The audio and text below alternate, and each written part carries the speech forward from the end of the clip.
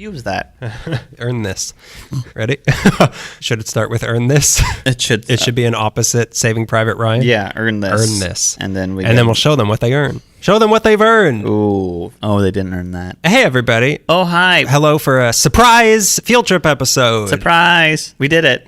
God damn it, we did it. Gosh darn it, we did it. Darn it, we done it. God, do, we did it. So in this field trip episode, we went to the Los Angeles Memorial Coliseum. Which we've talked about in the Olympics episode and the Dodgers episode. That's right. And our guest who took us there was Carl Tart. If you're not familiar with Carl Tart, he is a comedian slash improviser. He doesn't do stand-up. We know that. Yeah. He made that very clear. But he's an improviser and a writer. You might know him from his work on Comedy Bang Bang. He's been on several episodes. He wrote for Brooklyn Nine-Nine. You might have seen him at several shows around town, improv shows. Or you might know him from his podcast, The Flagrant Ones, which he hosts with the guys from Hollywood Handbook. They talk about basketball and I assume the Clippers. And from what my sources tell me, the Clippers are discussed. Carl Tart is a very, very funny person. Very, very likable, very funny. This was a big deal for me. Explain why it's a big deal. Because Carl Tart, he's been on Comedy Bang Bang like a dozen times or something at this point, and by like his second appearance on the show, I already crowned him the funniest person on Comedy Bang Bang, and I really liked him every single time he came on. It was great. Yeah. He's very funny, and one day I looked on our Twitter account and we got a thing from someone saying like, hey, I like this podcast. And I was like, oh, just some sycophant. Some new stalkers out there. Yeah, someone else I have to get a restraining order against. Because the picture was like a picture of like La Raza, like that La Raza billboard. I was like, who is this freak? Who is this bot that clearly clicked on the wrong thing? Who's this activist bot? And I saw the Twitter handle and it was a shock to me. I'm a big fan of his and it meant a lot that he is a fan of ours. And he agreed to actually come meet with us and we had a great time. Yeah, it was very nice for him to sit down and explain why the Memorial Coliseum and that whole area, what it meant to him and what to the city and everything. Yeah, going to USC games, and as he discusses, he wasn't here for the original run of the Rams, obviously, or the Raiders, but we get into that whole culture a little bit. Before we play the episode, he had a couple corrections that he... Oh, that's right. First of all, he wanted us to tell you that he didn't do any research for this, but I completely disagree. Because I disagree. If he didn't do any research, he is well-versed in the history of Los Angeles because he was throwing off a lot of facts. Yeah, he was. And we were just walking around before you showed up because you showed up late. Because I had to go to the bathroom. I parked, as you are about to hear, I parked so far away and I didn't see anybody standing there, and I thought, I can run to the Science Center and go pee. I can cut through... I can go to the dog exhibit and pee real quick. I can cut through a crowd of 400 first graders and go to the bathroom, and then I show back up, and you two are chummy without me. Yeah, he was carrying me around in his arms. On his shoulder, nursing you. He was nursing me. No, we were hanging out and we were talking about the new stadium, the Bank of Corporation Stadium, wherever. Bank of California, not Bank of Corporation. That's what I like to call it, is the Bank of Corporation Stadium. That's funny. I'm witty.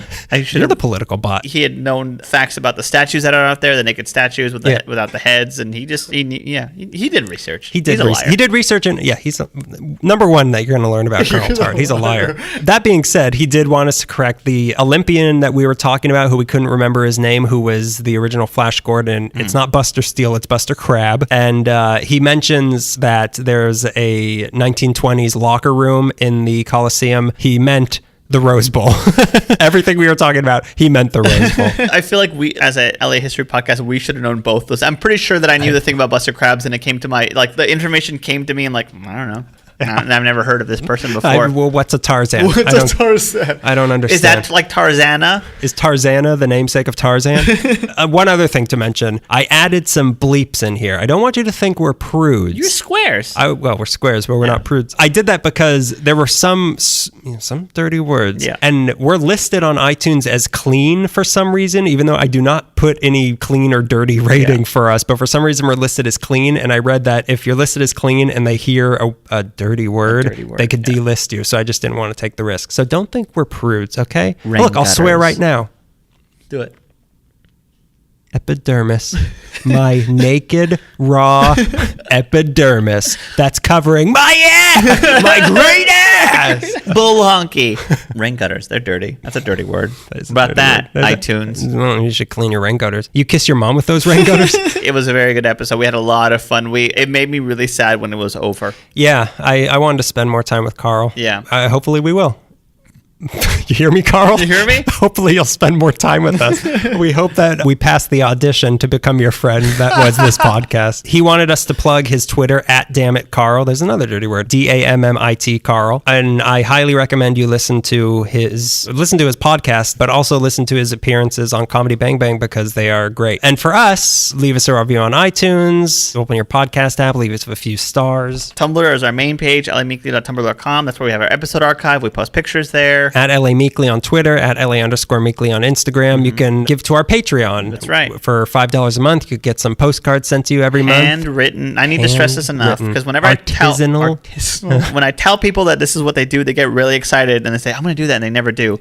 We handwrite postcard every month. We write many postcards. Postcards. Maybe 9. And this isn't LA Meekly postcards. We go out and we get postcards and we send them to people. We buy postcards and we come up with a new thing to write 9 times a month. 9 times a month. As if writing intros isn't exhausting enough. I'm out here pretending to be William Faulkner with a Death Valley postcard. And that really comes through.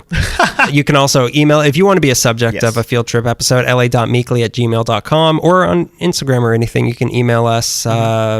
Email us on Instagram. DM us if you work at an interesting or historic place or have a strong connection and can speak fluently about a interesting or historic place in the city. Invite us places. We like to, I like to take days off of work. I like any excuse to go use the bathroom at the Science Center. I'll take it. You could follow me on Instagram, Grego Gonzo, or on Twitter, Grego_Gonzo, if you like. Daniel's also on Twitter. I have one, at DM Zaffron. I have one tweet. There might be a second one that's a Star Wars parody. This thing's going to blow up. I'm calling it right now. I'm going to check the box for viral when I post it. Would you like this to go viral? Anything else? I really want to go home. Okay, so so Greg wants to go home, and now enjoy our field trip episode to the Los Angeles Memorial Coliseum with Carl Tart. Try not to laugh too much. I dare you. I dare you. I double dog Listen dare to you. me right now. Read Pull my the car lips. You are the scum between my toes. Forever. Forever. Carl Tart. Carl Tart.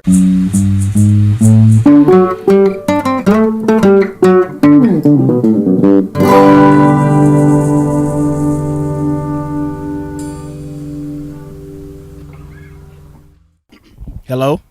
You talked into the mic. That's a new phenomenon for us. The first of our people that we interview who actually know how to talk into a microphone. And I'm leaving that in. Okay, first question. Who are you and how long have you lived in LA? You're talking to me? Yeah. Hi. I'm Daniel. My name is Carl Tart. I have lived in LA now for 21 years. Where do you live originally? Mississippi. Okay. I'm from Mississippi, from Pascagoula, Mississippi. So when did you move here? I moved here when I was 9 years old. Okay. Yeah, 1998. Where did you live exactly, you said? When I first got here, I lived in Baldwin Hills area, also known as the Jungles. That's how they refer to it in the streets. And I lived there when we first got here. Then we moved to Inglewood in an area called the Bottoms, also how they refer to it in the streets. A lot of nicknames out there. A lot of nicknames. These are when your neighborhood has a nickname, it's bad. And so I really wish I had it. My neighborhood had a nickname. It's a bad neighborhood. Kudos to my mother, who, she didn't have any money. Yeah. But she was just out here trying to do what people move out here to try to do. Uh-huh. And we had to live in bad places, but she drove me to school every morning on the west side.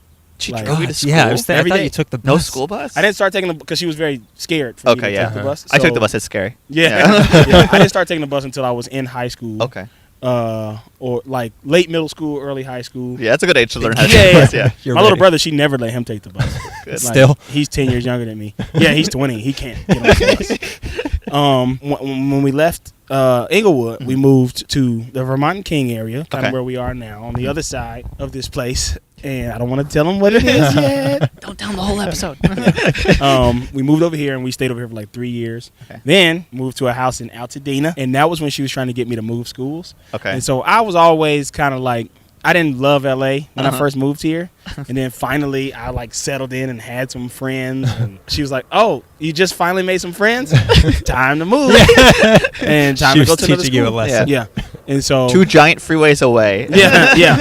And so she also drove me to school every day from there. Really? Yeah. That was still to Culver City? treacherous commute. Yeah. Oh my god. And that's why she was gonna make me leave. So she was like, "I cannot do this. This is not okay." Because it would take like an hour every day. Yeah. And then she's just like quick stuck in LA, like miserable. So she's like, she would have like I was late to school a lot that freshman year, and I had jazz band first period.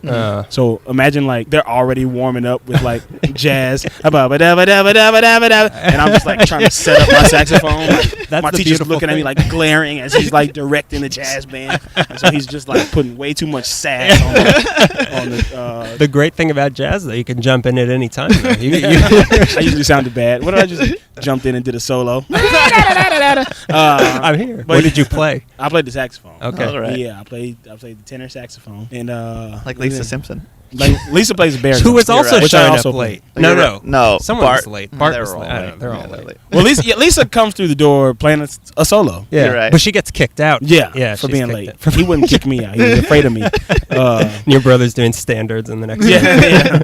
But no, I played the baritone too, which is like a really strong instrument in jazz, and so like it's noticeable when you are not there. Oh yeah. And then all of a sudden are there, and so like fart, blah blah blah.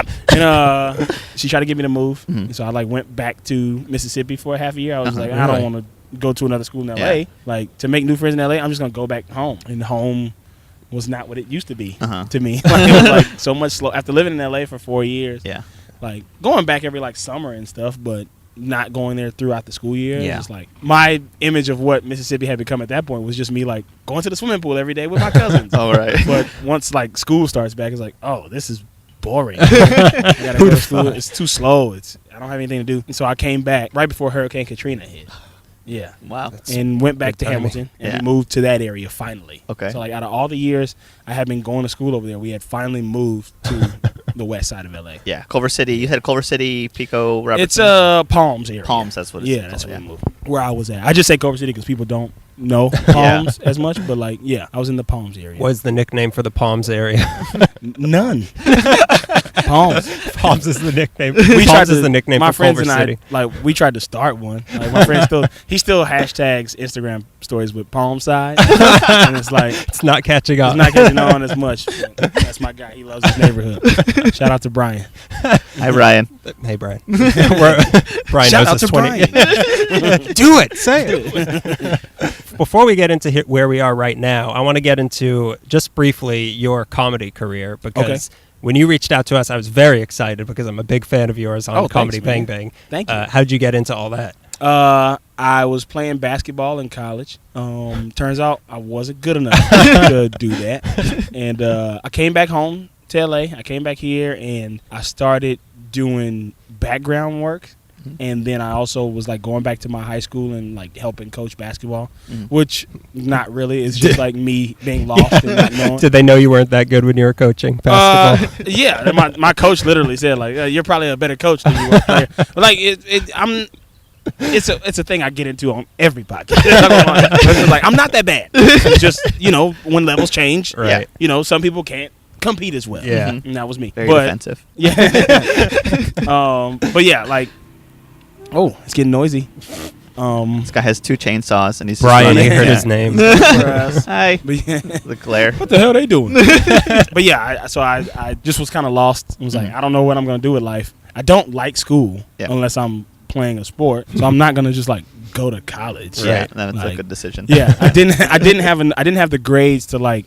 I thought about like going to Arizona State. I was like, well, if I'm not playing basketball, I might as well party and like get that college experience. And I didn't have the grades to get in after like really in the bed my freshman year of college. I don't have the grades to go party. Exactly. Which was embarrassing enough. My mom was just like, ugh, what? And I was like, you didn't have to pay for it.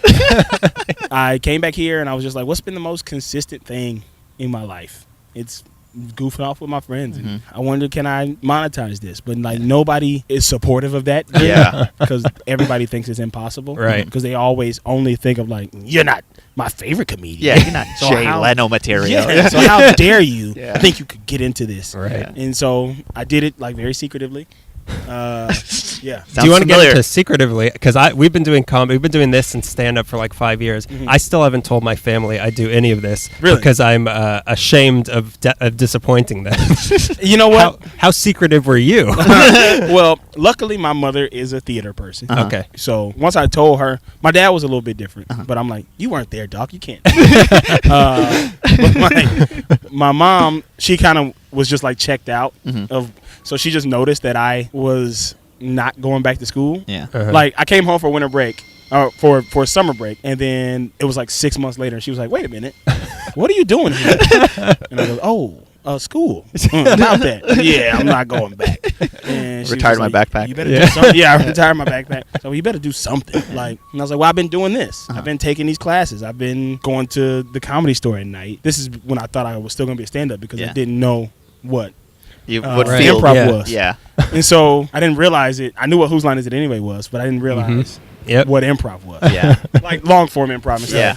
And so I was going to the Comedy Store, reading Judy Carter's book, making notes in the book to try to and I was like, this is awful. I've loved comedy my whole life. It was something that I had secretly wanted to do my whole life. Yeah. But I didn't admit to it. So people would be like, oh, you think you're funny? Like, you think you're a funny guy? You're not funny. I was like, you've told me I was funny. You cultivated me. Yeah. You've laughed. I've seen Not you laugh. that funny. Yeah. Exactly. Like I was voted class clown. People wrote in my yearbook like, you're gonna be on TV one day. Right. And But I if was you like, tell playing us you're gonna basketball, try. right? They're like, no, not that. And they're like, yeah, but if you tell us you're gonna try, We're not. no, gonna how dare encourage you? it. How dare you be so arrogant? Think that you're funny enough to be a comedian. And so I just was doing it. And then for a couple months, I was like, oh, stand-up sucks. Like, I've loved stand-up my whole life. I think this is it. I don't think I can do comedy. Yeah. I gave it 2 months, literally. Yeah. Open Really? mics, shitty open mics. Yeah, I wish And we then caught on to that. one person was like, hey, you should try improv. Have you ever tried improv? And I was like, no, what is that? Like, like Whose Lines Anyway? I was like Wayne Brady? Yeah, I'll try it. And then By the I way, went. know what is that? First rule of improv. Know what is that? No, what is that? And then I went to the class, and Which it was one? Great. Second City. Okay. Oh, yeah. Started at Second City. My mom asked, my birthday was coming up soon, and I was going to be 21. And my mom was like, what do you want for your birthday? And I was like, I want to take this improv class. And she was like, oh, now you want to. I've been trying to get you to do this for years. Like, no, you haven't. But yeah, so she paid for that first class. She was like, well, if you quit, because she knew me. Yeah. She was like, if you quit this, I'm not paying for it anymore. Right. And I was like, fine. And I was like, I'm not going to quit. But then definitely went into it being like, I might quit this.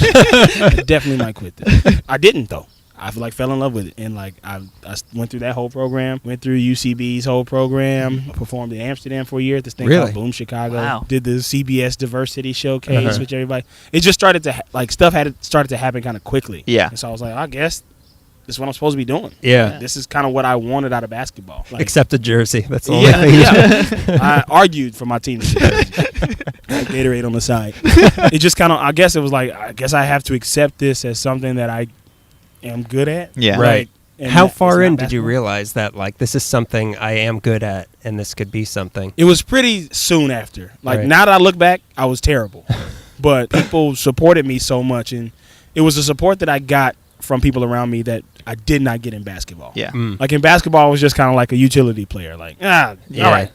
Dribble or He'll something. fill that role. Shoot the ball. Like, don't shoot the ball. Shoot the ball. Don't shoot the ball. Like, like the coach looking down at the end of his bench and seeing me with like huge anime eyes. And he's like, yeah, go ahead, Carl. And it's like, I didn't get that support. Yeah. And then in comedy, like it was like the first class. Like people were like, yo man, how long have you been doing this for? Like, this is my first class. It just was something that I kind of just took naturally to. I still had to learn the rules of it and everything, but like it was just something that kind of just like, oh wow, it works. Yeah. Yeah, that's what I know, or we both noticed in the one improv class we took. The people are very supportive compared to not just stand-up comedy, but really anything else I've ever tried in my life. People really do support you, which is nice. People really support you. Yeah. And even telling you this right now, it feels arrogant to be like, when I knew I was born to be a comedian. No, it's not even like it's not even that. It was just like, you know how when something clicks, it's just like, oh, I feel like I want to get good at this. I want to be the best at this. And comedy is subjective, so who knows if I'll ever be the best at it. But it's something that I want to be my personal best at, and it's something I feel like I've reached a level of a professional. Like, I've gone to the NBA of comedy. And it's pretty cool. I'm currently on the free agent list. but I made it. Restricted or unrestricted? Unrestricted. No, actually, I'm restricted. I'm a restricted free agent because I have something in the works that I can't talk about fully, but secrets. How did you because you talk about getting better at improv, because we never figured out, other than just taking classes and I guess starting a group and asking a place to let your group up, like, how do you practice improv? They make you practice at UCB. How? Like where? It's stupid. It's the dumbest thing ever. I hate it so much. My friends get on me about it because they love it, but when you get on a house team, they make you practice. But basically, like, I would say, like, practicing, because there's not like plays you run and stuff, but there is rules that you have to like abide by and learn and break habits, things that you do. Just for example, like turning your back to the audience, you have to like learn not to do that. But it all just comes with reps and reps and reps. So like when I was first starting out, I would say between ages of 20 and 23, 24, when I left to go to Amsterdam, I was like at the theater every single day. One, because I was still living at home, and it sucks to live with your mom at that age.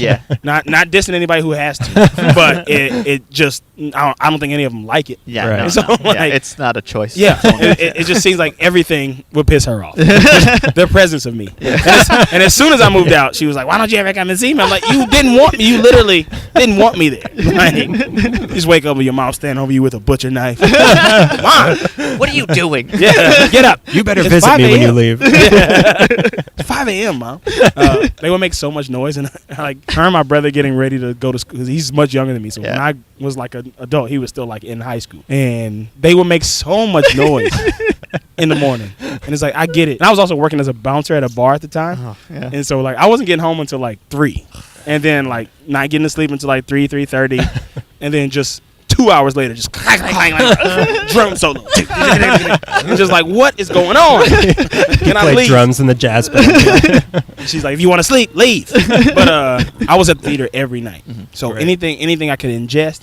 People who I watched, like at the time, this was before Key and Peele, so like Keegan-Michael Key was still playing regularly at the theater. And he is an amazing performer. There's this woman named Jamie Moyer who's an amazing performer. A lot of Second City Detroit people are great. I just was seeing these people over and over and over again, and it was just like, I want to be like them. Like I want to, and so I was just copying moves. And anytime there was like a jam or some play, like the lottery where the students get to go up, this is at IO, where the students get to go up and play with the teachers. Like I was doing it like every time, just like ingraining myself in the community. And reading all the books, reading the Del Close books, looking up the history of improv and sketch comedy and stuff, and just like trying to know everything I could possibly know about it. And what was your original question?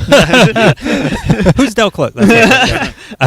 Oh, how you practice? Yeah, exactly. Like so, like basically it's just like ingesting a ton of it and then like trying to set that stuff in motion and just like learning the rules in class and putting those together and trying not to put the cart before the horse, which so many people do, which I did. It's like you think you're good as soon as you go through one level of classes. You think you're good at it, and you're not. So that's a lesson to everybody. You're not good, everybody. You're not good. All right, so sports, big part of your life. Yeah. Where are we right now? Let's get into that. Let's finally reveal to people. We are at the Los Angeles Memorial Coliseum. Which, by the way, aren't they talking about changing it to like the Bank of America Coliseum, and people are freaking out? Are they? They wanted to take Memorial. I know they want to take Memorial out, and people are like, no. Yeah. It was for veterans. Right. Yeah. Why is that necessary? Yeah. They have the Bank of California Stadium right there. They're jealous, and they want. That's what I heard. It was a headline I read. But then I heard like Bank of America is like, if it's upsetting people, we won't do it. It's good stance, Bank of America. Yeah, don't change it. First of all, only USC will be playing here in 2 years. Just leave it. Yeah. It's not that important. Yeah. Let's change it to Petco Memorial Coliseum. Petco, the Bank of Petco Memorial Coliseum. Petco. You work at Petco? You need to cash your check. Come to the Coliseum. Come to the Coliseum. There's one gate open. Figure it out. Don't get injured. So next question, what do you do here? I know you don't work here. Or unless... Or that's the thing you couldn't tell us about. Rather, what does this place mean to you? Why here? why here? I spent a lot of time in this neighborhood. Also, like this area, Museum Square or whatever, Exposition Park. When you're a student here, as you can see, the millions of school buses constantly passing. It's like you spend a lot of time here growing up. The Science Center. I had tests when I was growing up. Yeah. Remember tests? Yeah, I remember. The 50-foot woman. Oh, yeah. Her whole insides. My prom was at the Aerospace Museum. Really? Yep. That's great. Right over there. Where? Was it like around a jet or something? You all danced around a jet? There was a jet inside of there, yeah. There was like a hanging like Sputnik or whatever. It was pretty tight. Nothing says prom like Sputnik. The Rose Garden. I grew up going to a lot of USC games. I came here after the Rams had left originally, so I didn't get to. But also, they left this stadium long before I got here. But I guess I could say I came here after the Raiders left because they were still playing here. And you also said something about the sports arena earlier? Sports arena used to be right there. Now it's Banca California, LAFC soccer stadium. But the sports arena was there. I played my high school championship there. Really? Yeah. The Los Angeles City Invitationals Championship. Ooh. That's like the consolation bracket. There's like the city championship. Those are the schools that like, you know, the Crenshaws and Westchesters and Fairfaxes that are like really good high school basketball powerhouses in the city. Yeah. And then there's the NIT basically, like the invitationals of like the schools who were like, you had a hard schedule. We won't hold that against you. If you can beat this level of team, we'll put you in there. So I went to Hamilton High School, alma mater of Nipsey Hussle, recently passed away, and a lot of other people. Yeah. But he's fresh in my mind. Yeah. We're in the league with Fairfax, Westchester, who are two like, not only are they two LA powerhouses in basketball, they're two national powerhouses. Yeah, right. Fairfax and we have to play them 4 times a year because they're in our league. And then there's Palisades, Palisades, Venice University High School, and LACES, Los Angeles Center for Original. Oh, that's right. Moved them into our league in basketball. I don't know if they're still there though. I've been out of high school a long time. We had a really good preseason. We were like 16-3 in the preseason, and then like lost almost every game in the league. But those were hard teams. So some of the teams that we beat in the preseason beat teams that beat us. Okay. So strength of schedule, blah, blah, blah. So we got a playoff bid. We swept the playoffs, won 4 straight games. Pretty great. And we got to play for the championship at 9 a.m. On March 3rd, 2007. March 5th, 2007. Is there a plaque for that? Yeah, from my high school. These guys weathered the storm, waking up at 7 a.m. Coach saying he was going to have breakfast for us. It was just bowls of Frosted Flakes, soggy bowl Tampico. I don't want to play anymore. You just remind me of. He was like, "Come to the meet us at the school before we get on the bus." I got breakfast, and we went to the cafeteria and ate Frosted Flakes and Tampico, and then we drove down here. Are you mad at us? No, like, we made it. We're going to the championship. We drove down here, went through that little tunnel right there that's still there, and got inside, and we're like still fully dressed. It's also 8:30 in the morning, like so early. Yeah, the other team's already warming up. It's like, what time did you guys get to come in here? When did you get Tampico? Y'all didn't get Tampico this morning? It's like, no, we drank water. Wait, so you guys' throats aren't sticky? But yeah, so, you know, because I used to play hockey. I used to play ice hockey, and we would have to play at like 8, 7 in the morning, and I would eat so much food because all I would hear is like, you need to have energy. You got to have carbs. So I'd have like a spaghetti dinner at like 5 in the morning, and I'd go and I'd throw up every single time when I was playing. Oh, it was bad. Yeah, playing sports in the morning is terrible. Yeah. It was. I mean, now in our culture currently, we are respecting our queens, we're standing our queens. But the girls' city championship got to play at 1 p.m. and we were like, it's a prime spot. Come on. Like, really? But hey, CIF has been respecting the queens and standing queens for years. Long tradition. Yes.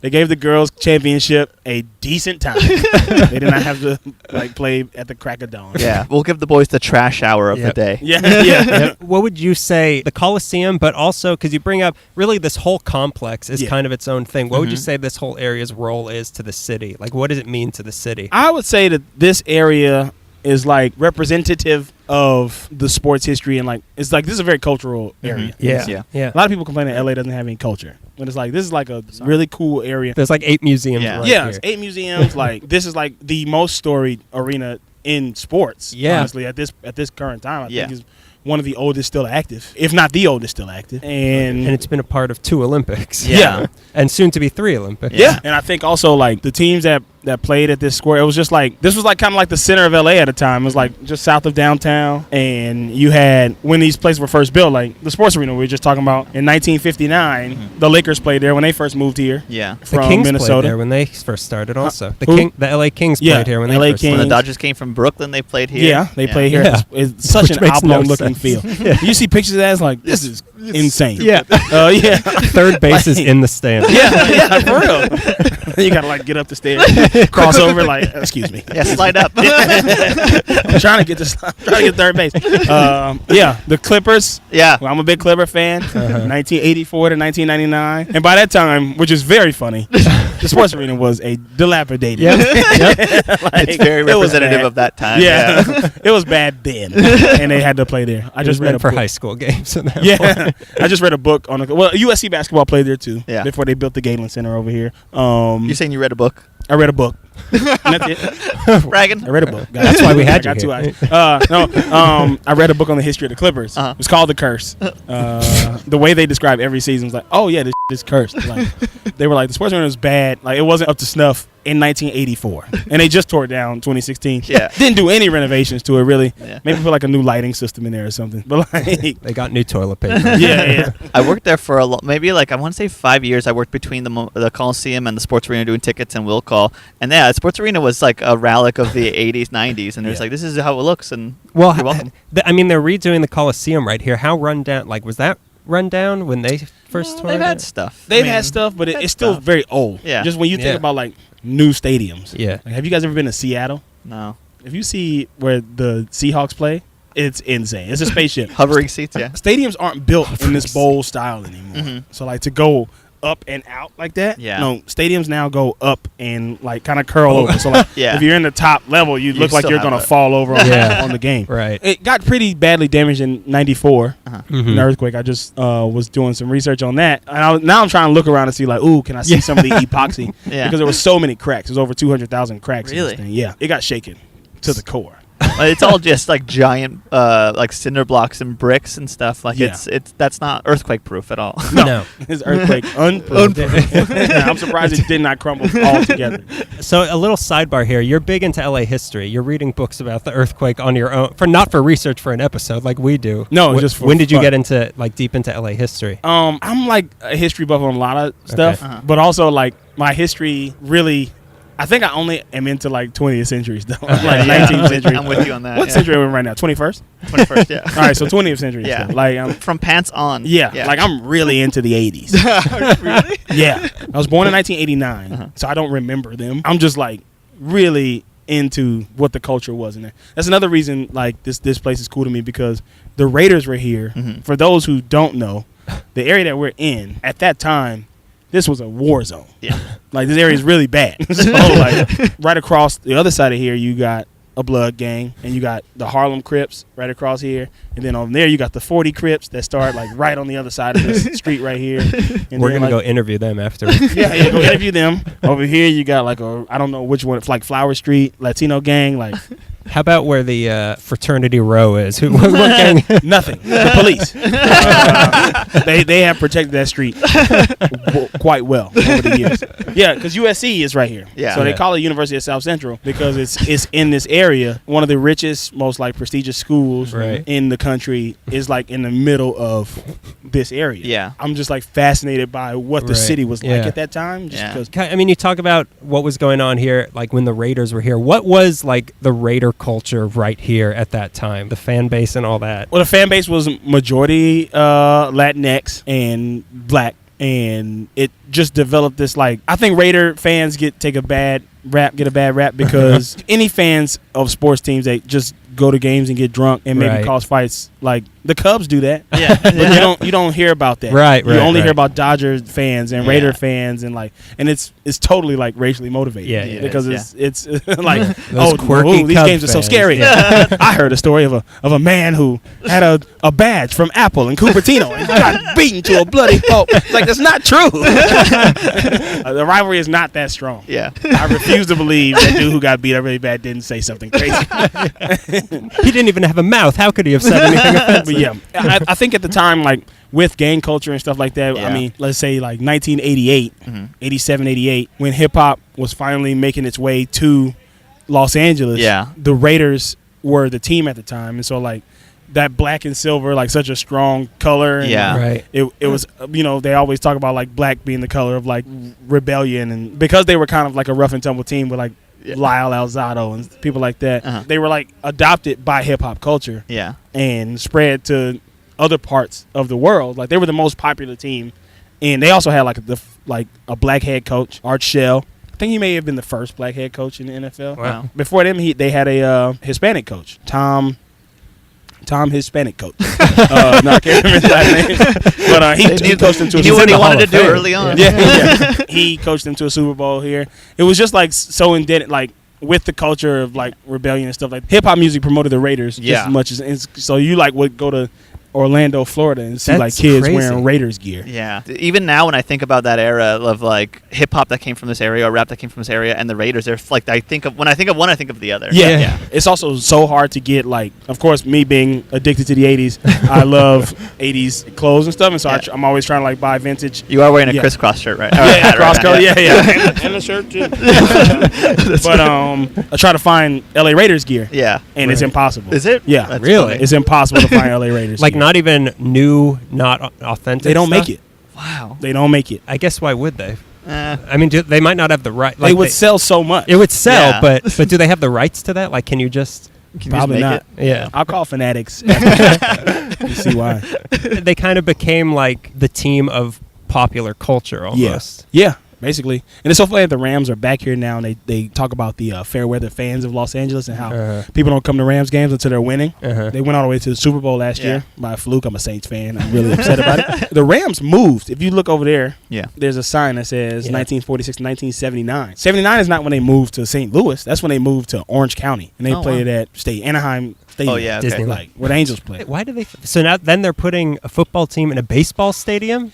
That actually works. Okay. This is not a dual stadium. Yeah. No. This was meant for football and sports like that. Like, it's not. Like, but you have like Three River Stadium. All these stadiums are not. I guess Oakland Coliseum too is a dual stadium. Dual dialogue. Script writing 101. And then we just dug into that hole for an hour. How do you format that? Dual usage stadium. What's the word? You know what I'm saying. Multi-purpose stadium. This is not a multi-purpose stadium outside of track and field sports. Yeah. They moved them down there. And the Raiders came here, and I want to say 82. They became LA's team. Yeah. Because nobody's traveling to Orange County to watch the Rams. No one will ever do that. You could have ended it. No one's traveling to Orange County. Yeah, for real. Did the team bring gangs together? Like, was it only you were talking about the gang that did it bring anyone together to be united by one team, or was it still? I mean, I'm sure it kind of did. I don't know. I don't know that. I wonder if there was a truce of like, okay, we're all gonna go to the game. Yeah. And that's like, and we won't fight until the fourth quarter. Depending on the score. If we're winning, we'll stay and watch. If we're losing, let's get it on. I don't know about that stuff. I'm assuming everybody was like, just like at Dodger Stadium right now, where it's like, I'm sure you got people. We're all in the same gang. Dodger baseball. For the next 2 hours. I went to opening day the other day. When I walked out, did. it was definitely like, hello. Oh, hello, sir. That is a nice tattoo above you, covering your entire face. So you were doing research on this place. What do you think is the most important thing here? The most important thing that's happened here? Let's do that. Yeah. Well, Super Bowl 1 was here. Oh, that's right. Super Bowl 1 was here, and Super Bowl 7, I think. Wait a minute. So I know nothing about football. So the first ever Super Bowl was held right here. Really? Yeah. And I know the Green Bay Packers were in it. They won it. I think they may have played against the Kansas City Chiefs. Okay. I could just look that up. I have a computer in my hand right now. You're making me scared because when we're recording episodes and I want to look something up, Daniel's like, no, why would you do that? Don't do that. Why would you do that? So now you're making me so nervous right now. Why not? Daniel's going to yell at you. Please don't yell at me, Daniel. Let me see if I was right. Yeah, I was right. I was right. Green Bay Packers and Kansas City Chiefs. Packers won 35-10. Damn. So right here, they gave away tickets. I'm going to edit out that you looked it up. And you knew that offhand. Yeah. So impressive. Yeah, I knew that right off the top of the dome. I kind of did, though. Not far but off. yeah. That was here in 1967. So I think that's really important. Yeah. There was a concert that happened called the Watt Stacks that was here. Oh, that was here? Yeah. Stacks was here? Mm-hmm. That was something that brought a lot of gangs together. Gangs were kind of new at the time, and they made that concert to try to be like, let's calm this down. Now. It was right after gangs started shooting people, maybe right before gangs started shooting people. The first gang killing, it wasn't a shooting, it was a beating, but it was the first like a more civilized time. Yeah, more civilized. The first gang beating was at the Hollywood Palladium.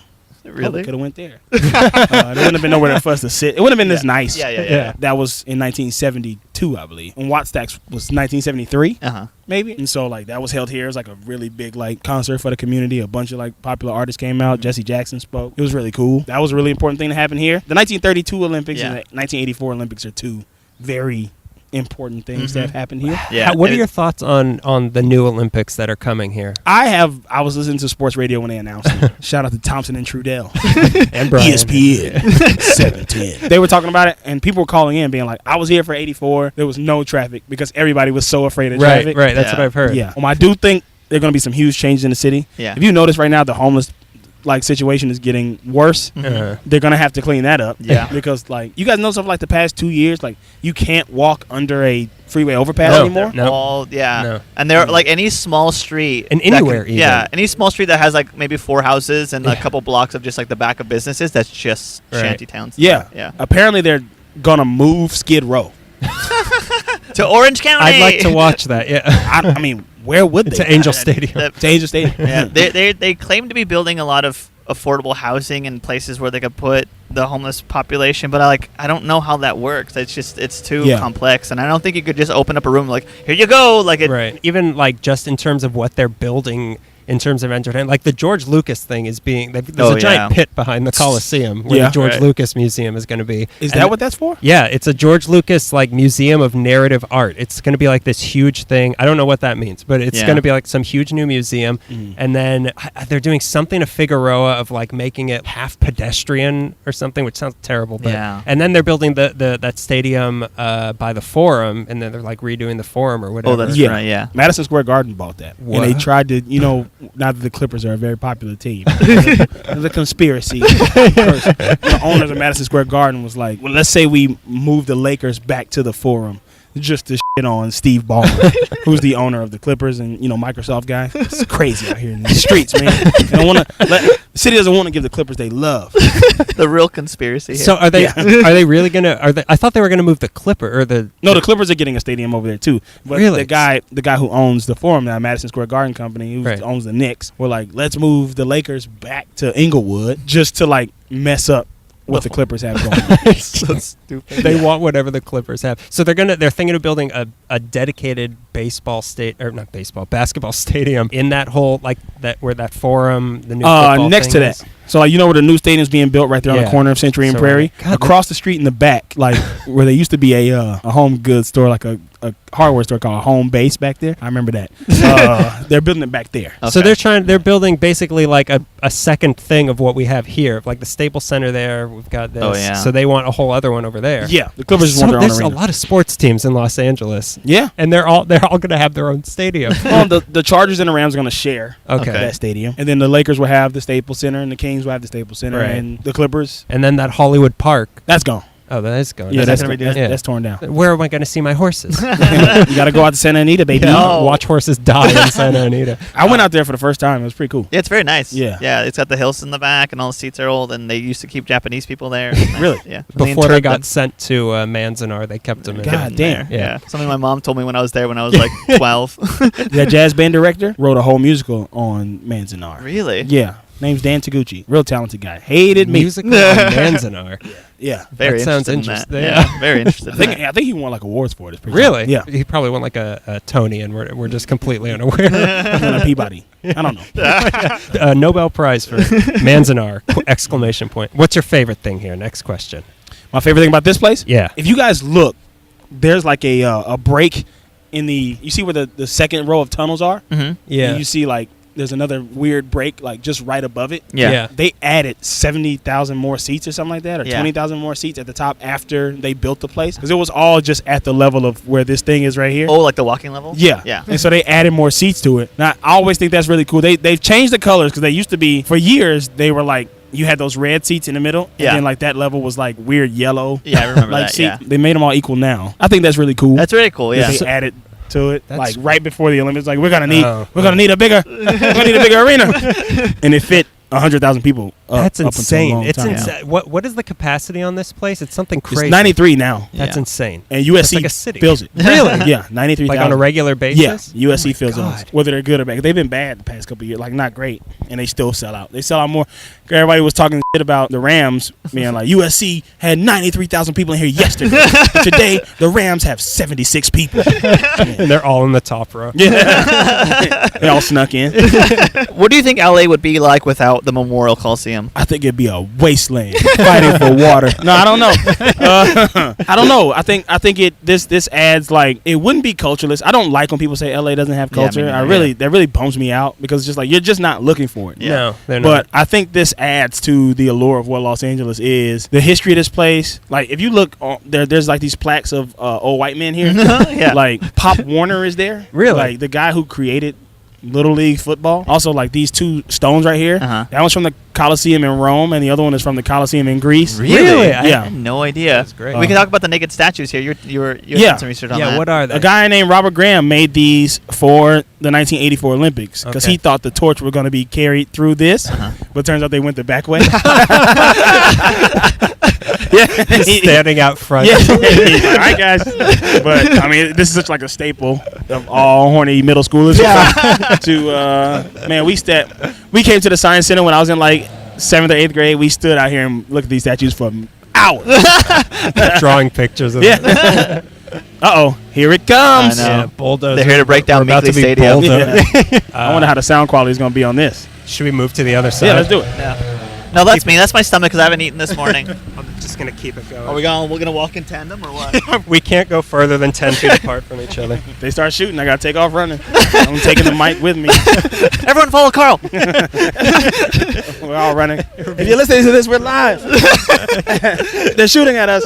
They don't want us to talk about the renovations. They're really redoing this thing. Like they're adding this thing right here, like a press box, a huge NFL style press box. Are they adding any more seats for the Olympics? Probably. Do you know if they're, because I know they were thinking of doing like half of the opening ceremony here, half of it by the new stadium? I haven't heard anything about it. Yeah. I don't know.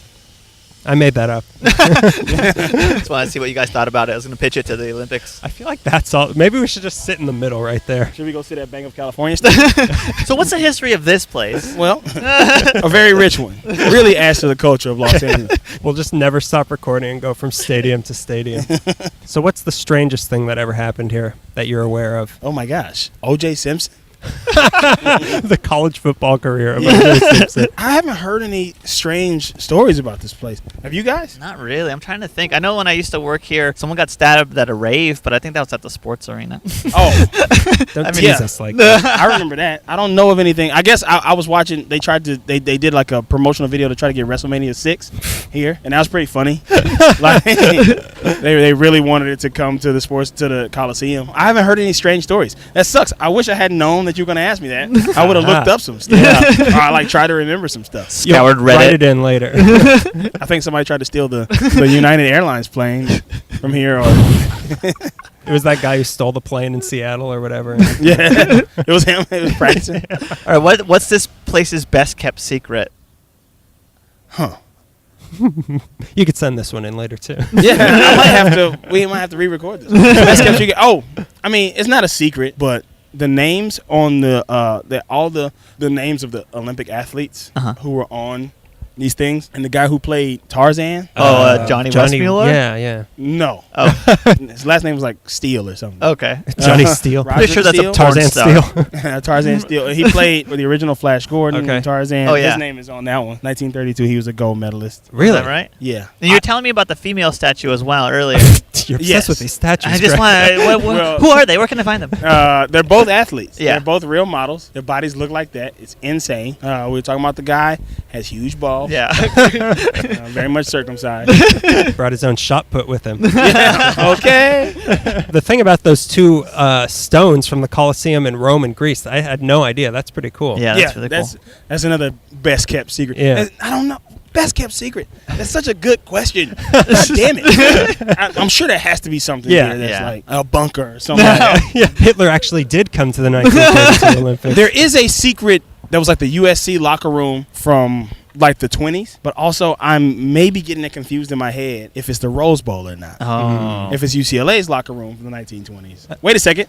It can't be, because Rose Bowl wasn't there in the 1920s, was it? I don't think it know when was. built. It has to be here. Best kept secret. Confirmed. The best kept secret of this place is that there is a old locker room that has original stuff from the USC football days of the 1920s. Wow. Really? Yeah. To the You locker found room. one. I found one. That's a good one. Thank the Lord. I was about to expose myself as a fraud. We're gonna look it up later, and none of this is true. When would you say is the best time to come here? What event, maybe? You know, I say USC football. Yeah. Yeah, USC football, more fun than a Rams game. I mean, if it's selling out every single game, that's. Yeah. I can't imagine being in a stadium that big, full of people. Yeah, Yeah. it is scary. You get here, you can see it from the freeway. So like if you're driving on the 110 right yeah. there, you can look over and like see it. Just mob pull of over on people, the yeah. shoulder. Yeah. If you are driving in the carpool lane, perhaps illegally, you can look over and you can see the stadium full of people on That's USC. crazy. How tall do you guys think that man is right there? Do you see the guy, this awning right here? Yeah. And you see the guy over there working? Yeah. He looks so big. Yeah, he looks like 6'7". Oh, another best kept secret. Up under the torch right here, there's a room under the torch, and that's where the sound system is Really? at. Yeah. I learned that while watching Huell Hauser. For a while, these two screens that they have up here. I Yeah. didn't even know they were had the two screens. biggest screens in sports, like biggest Really? jumbotrons, because they had them in the 70s or the 80s when Everything was when bigger in were the here. 70s. Everything was bigger. Yeah, it was a decade that would try to be Texas. Yeah. Yeah. I mean, there's a painting, there's a mural up under this. On the other you can side? see it if you look at this Los Angeles Memorial Yeah. Coliseum sign. Under that is like a really cool mural. They have painted over, but during the Olympics they like painted these like very 1980s like rainbow colors all over yeah. the place. I don't know if you guys have seen images of that. No, I haven't, Just no. go home and watch the opening ceremony on YouTube. Do that now. Okay. A lesson we all have Yeah, different we all- experience on this one. Where should you park when you want to come here? Okay, when you want to come here, you want to if you We've all don't want learned to pay for lessons. parking. Yeah. You have to find parking in the neighborhood adjacent on the west side of this place. Nowadays, the neighborhood's better because for USC, they have cleaned it up a lot. So parking gets really hard. Just find somebody with a lot who's like selling parking in their front yard. Yeah. Give them $20 because the parking here is expensive as hell. Yeah. You also don't want to park. There's a train. You want to take the train. That's what it I wanna is. take That's the the Expo answer line. we all needed yeah. about 2 hours ago. Yeah. You want to take the Expo line. Yeah, it's right Um, there. Why don't we do that? Why? I don't know. I paid for parking today. It's fine. I parked on sorority room. I'm in a sorority now. It's the only way they let me park there. So now our last question here: what's the best place to eat around here? Best place to eat around here? Yeah. Damn. I'm Let me always wondering this question because I find myself here more often than I think I would, and I Yeah. never know where to eat. There's a Chick-fil-A over by USC. They've added so many restaurants Yeah, they on did. Figueroa right Yeah. there that didn't used to be there. Right. And there's a Chipotle. There's everything. You got all the college stuff if you want to eat. There's a in really this good area. place on I think it's 36th or something in Figueroa. It's like a little burrito, like a little Oh, Mexican food yeah, and you've burger shown- place. you've pointed Yeah, it has a out the place, drive-through. That place is really good. I forget what it's Yeah. called though. A It's lot not of greasy Chano's. spoons in this Yeah, a lot area. of greasy You wanna- spoons. Yeah. Yeah. You want to stop and get something there. I hope everybody listening to this is real excited to come to the LA Sports Arena. Pay $20 for parking and eat at a greasy spoon. Well, that's all we have. Thank you very much for talking to us. Yeah, Thanks thanks for for having doing me. this. This is great. This is it's a joy. I can't wait to hear the sketch. Let me leave some sound bites for you to yeah. put into the sketch. Yeah. Hey, over here. You've boiled down our essence into one soundbite. That's what we do. All right. We're gonna insert that into everything now. Yeah, That's gonna be the Willem scream of L.A. Meekley. Yeah. Thank you. Thank you. Thank you.